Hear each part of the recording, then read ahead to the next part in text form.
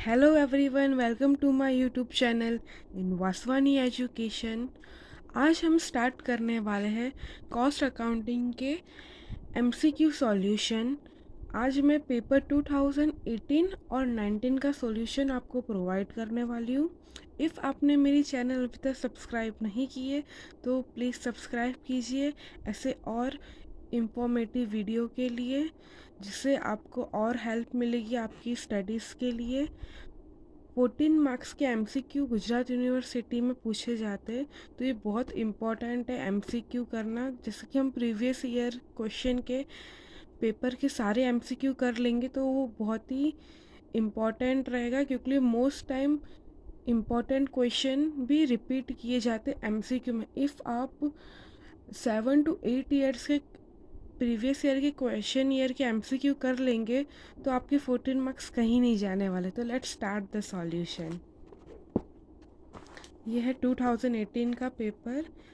First MCQ देख लेते। Not non integrated accounting system is also called cost control accounting. जो non integrated accounting है वो और क्या हम कहते हैं उसको, cost control accounting. In non integrated accounting cash transaction are recorded in, जो ये नॉन इंटीग्रेटेड अकाउंटिंग उसमें कैश ट्रांजेक्शन कहाँ रिकॉर्ड होते हैं, journal ledger adjustment account. Which of the following statement is true according to non integrated account. Abnormal loss of material is debited to profit costing profit and loss account. जो हमारे abnormal loss होते हैं वो कहाँ debit होते हैं, हमारे cost के प्रॉफिट एंड लॉस अकाउंट में। Cost reduction involve reduction in cost on permanent basis. Then 5. In ABC analysis of inventory, B class item require moderate control.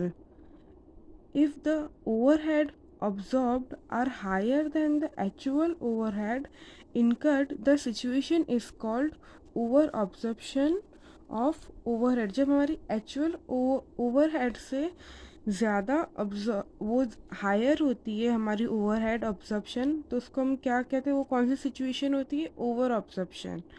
Then ये 7 वाला प्रैक्टिकल है, देख लेते हैं। इधर मैं आपको उसका सॉल्यूशन दिखा देती हूँ। इसमें क्या दिया गया है कि जो ऑब्जर्प्शन रेट दिया है हमें 130 पर आवर, जो प्रोडक्शन आवर दिया है 300 और अंडर ऑब्जर्प्शन दिया है 3000 ऑफ ओवरहेड। हमें फाइंड क्या करना है, एक्चुअल ओवरहेड। तो सबसे पहले हम वेट सॉरी फॉर दिस। सबसे पहले ₹130 पर आवर इंटू में 300 प्रोडक्शन आवर, तो आ जाएगा 39,000। अब इसमें हम प्लस करेंगे अंडर अब्जॉर्प्शन,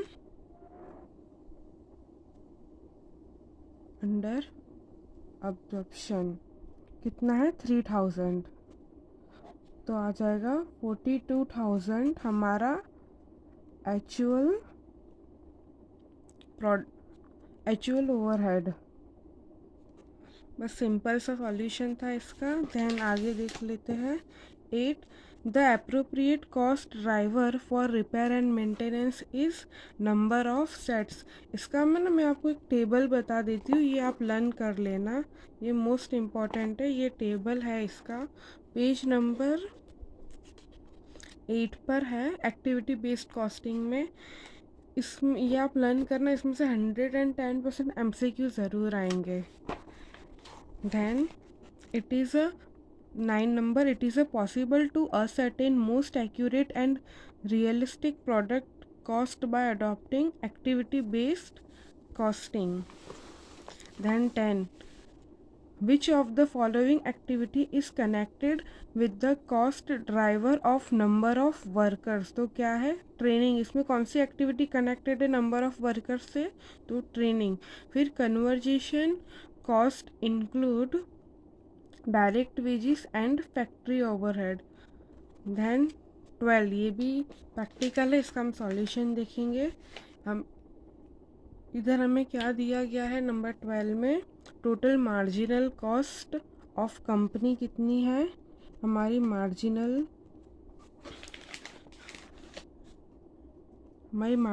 कॉस्ट है 2,80,000 और यूनिट हमने प्रोड्यूस किए हैं 40,000। देन प्रॉफिट वॉल्यूम रेशियो दिया, हमारा पीवी रेशियो है 30%। तो हमारा पीवी रेशियो 30% है, तो वेरिएबल कॉस्ट कितनी होगी 70%। वेरिएबल कॉस्ट होगी हमारी 70, क्योंकि हमारा टोटल होता है, हम PV ratio plus variable cost, तो जितना पीवी रेशियो 30% है तो बाकी का बचा क्या होगा हमारा वेरिएबल कॉस्ट। अब इधर हम क्या फाइंड करेंगे, सेल्स 2,80,000 इंटू में 100 डिवाइड में हमारा जो वेरिएबल कॉस्ट है वो, तो हमें हमारी सेल्स मिल जाएगी 2,80,000 इंटू में 100 डिवाइड में 70, तो 4 लाख है हमारी सेल्स। अब हम डिवाइड कर लेंगे यूनिट से, हमारे यूनिट कितने दिए गए 40,000, तो 10 आ जाएगा हमारा सेल्स पर यूनिट, 10 रुपीज़ है हमारा selling price per unit. I hope ये आपको समझ आया होगा। आंसर देखो B. Then which of the following is external factor affecting pricing policy। कौन सा एक्सटर्नल फैक्टर है जो हमारी प्राइस पॉलिसी को अफेक्ट कर सकता है, तो क्या है external factor, competitors price. External factor जो यानी जो बाहर के जो फैक्टर होते हैं जो हमारे बिजनेस को अफेक्ट करते हैं। Then 14, variable cost pricing is also known as marginal cost pricing. जो वेरिएबल कॉस्ट प्राइसिंग है उसको हम और क्या कहते हैं, मार्जिनल कॉस्ट प्राइसिंग। अब 2019 के हम देख लेते हैं।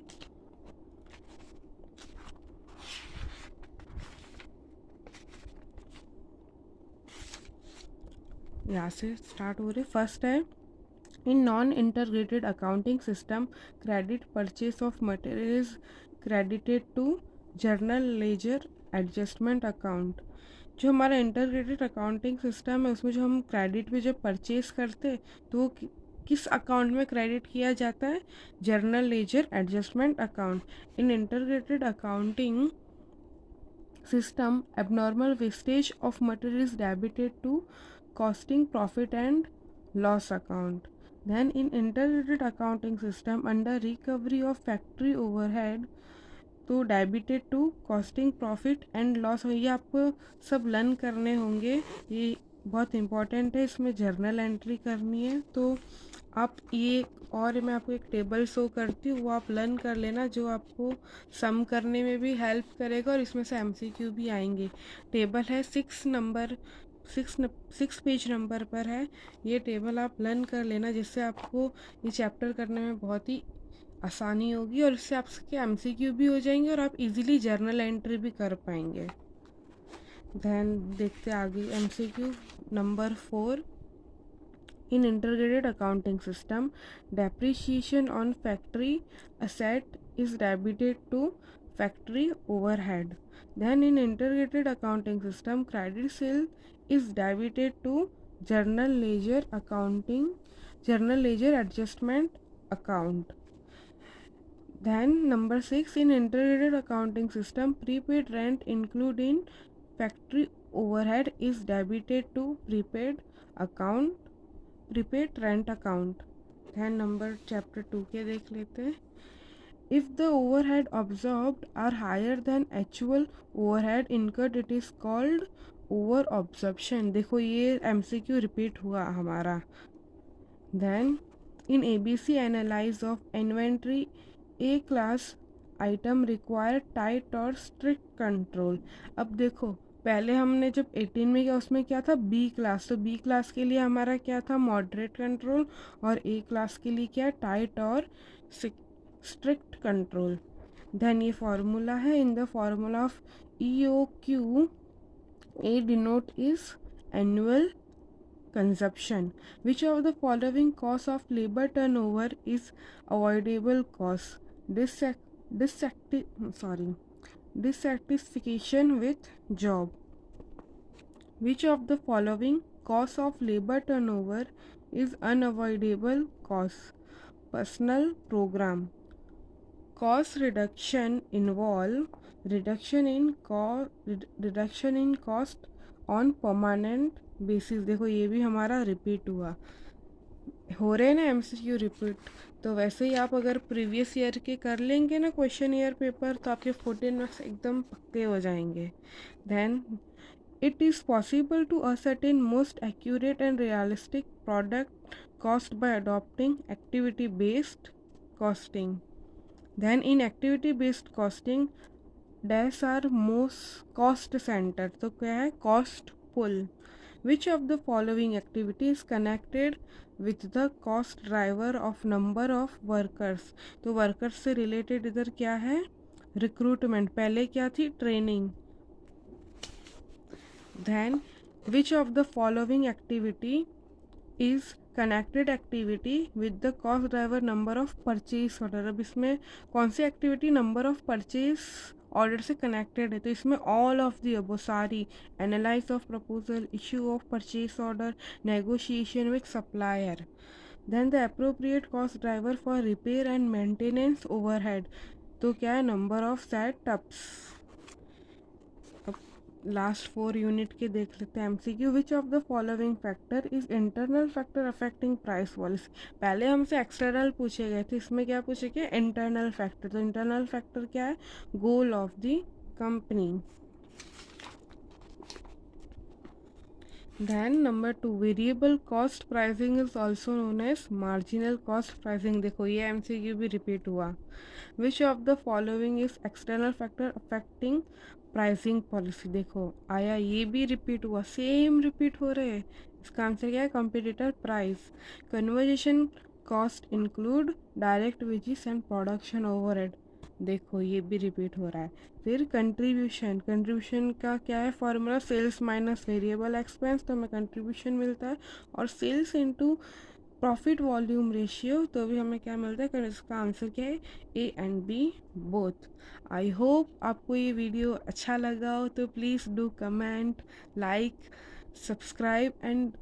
Subscribe my channel and share with your friends कि उनको भी हेल्प मिले। ऐसे ही और वीडियो के लिए मेरे चैनल को आप सब्सक्राइब करो, जिससे आपको टाइम पे नोटिफिकेशंस मिले। Okay bye.